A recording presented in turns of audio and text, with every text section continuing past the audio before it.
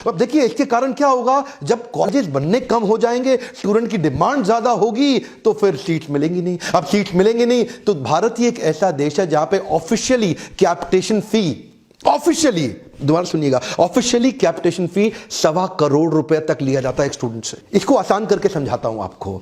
आप अगर डॉक्टर बनना चाहते हैं तो 12वीं के बाद आपको एक नीट का एग्जाम देना है, NEET। 11वीं 12वीं आप तैयारी करते हो बोर्ड के साथ साथ नीट का एग्जाम देने के लिए, जो 720 नंबर का होता है। अब अगर आपके 720 में से लगभग 500 के आसपास नंबर आ गए तो आपको उसी कॉलेज में कैटेगरी ए की सीट मिल जाएगी। अब कैटेगरी ए में पूरा कोर्स 5 साल का केवल 3 लाख रुपए में आप कर लेंगे, आसान है। लेकिन अगर आपके 720 में से लगभग 400 नंबर के आसपास रह गए तो फिर आपको 60 लाख रुपया देना पड़ेगा उसी 5 साल की पढ़ाई के लिए। अब ये फी बहुत बड़ी हो जाती है और ये एक्चुअली लीगल फीस है। और अगर आपके नंबर कुछ कम आ गए तो बस फिर क्या है, फिर तो मैनेजमेंट कोटा 1.25 करोड़ रुपया वही कॉलेज ले लेगा। कॉलेज वही है, हर कॉलेज के अंदर उसी कॉलेज में 3 प्रकार की सीट कर दी गई हैं। आपके नंबर पीछे हैं तो 1.25 करोड़ रुपया लेंगे। ये लीगल हो गया है हमारे देश में 1.25 करोड़ रुपया लेना, और प्लस बाकी सारे और भी कहीं खर्चे करा देंगे। अब ऐसे केस के अंदर बच्चों पे प्रेशर बहुत बढ़ता जा रहा है, बढ़ता जा रहा है, बढ़ता जा रहा है, इसीलिए सुसाइड बढ़ रहे हैं। Kota has become next suicide capital of our country. 96% लाने वाला बच्चा जाके सुसाइड कर लेता है कोटा में, जो कि वो 2 साल लगाता है, फिर 2 साल लगाता है, अलग अलग इंस्टीट्यूट को पैसा देता है ट्यूशन के लिए, लेकिन वो रैंक ही नहीं आ पाती। वही आप जाके विदेश में पढ़ाई कर लो, कॉलेज उतना ही बढ़िया, इंफ्रास्ट्रक्चर उतना ही बढ़िया, प्रोफेसर उतना ही बढ़िया, लेकिन वही आपकी MBBS 15 से 20 लाख रुपए में हो जाएगी, जिसके लिए यहां 1.25 करोड़ रुपया देना है। वहां पे आपको नंबर कितना चाहिए?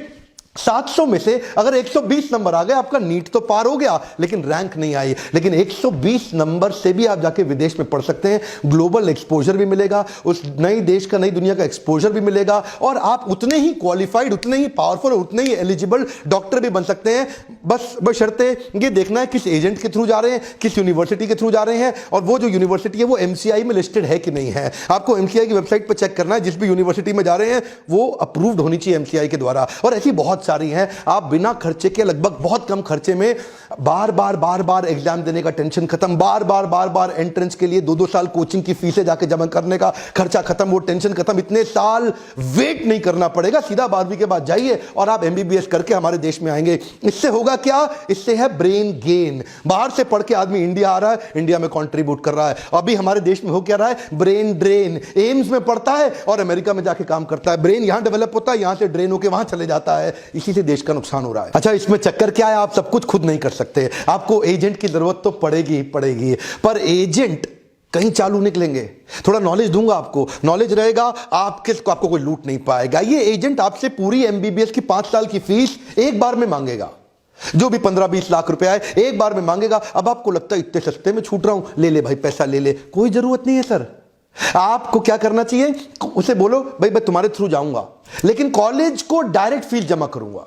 आपकी फीस ईयर बाय ईयर जाएगी, 1 साल की फीस जाएगी, फिर दूसरे साल की जाएगी, 5 साल का पैसा इकट्ठा नहीं देना आपको। लेकिन वो क्यों मांगेगा आपसे? 2 कारण हो सकते हैं, या तो आपका पैसा एडवांस में लेके वो 1-1 साल जमा करेगा और बाकी पे FD का इंटरेस्ट खाएगा, या फिर हो सकता है 5 साल का पैसा ले, 1 साल का जमा करके बाकी 4 का लेके भाग जाए।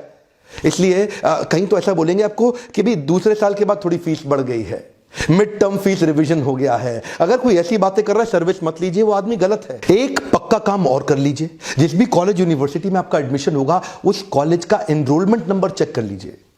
वेबसाइट पे चेक जरूर कर लीजिएगा, यूनिवर्सिटी में फोन करके, क्योंकि सीट होंगी 100, एजेंट बच्चे ले जाएगा 200।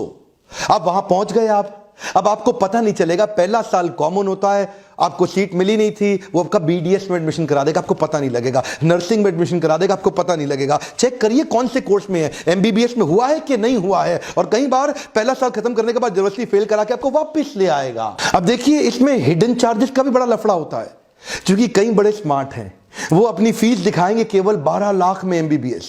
आपको लगेगा बड़ा सस्ता पड़ रहा है, बड़ा सस्ता पड़ रहा है, लेकिन वो हिडन चार्जेस बताएंगे नहीं, जैसे cost of renewal of visa, आपके लिविंग एक्सपेंस, आपके ट्रैवल एक्सपेंस, आपके हॉस्टल, फूड, कई तरह के छोटे छोटे एक्सपेंसेस होते हैं, वो उनको छुपा लेते हैं, सस्ती ऐड दिखाते हैं, बच्चा ज़्यादा आता है और बाद में उनको हिडन चार्जेस बताना शुरू करते हैं। आप फंस जाएंगे, अब आप कुछ कर नहीं सकते। वो शुरू में चालाकी से आपसे आपके ओरिजिनल डॉक्यूमेंट मांग लेगा, अब ओरिजिनल डॉक्यूमेंट मत दीजिए किसी को सर, वो यूनिवर्सिटी को दिए जाते हैं, एजेंट को नहीं दिए जाते हैं, पर वो आपके ओरिजिनल डॉक्यूमेंट रख लेगा, आप फंस जाएंगे।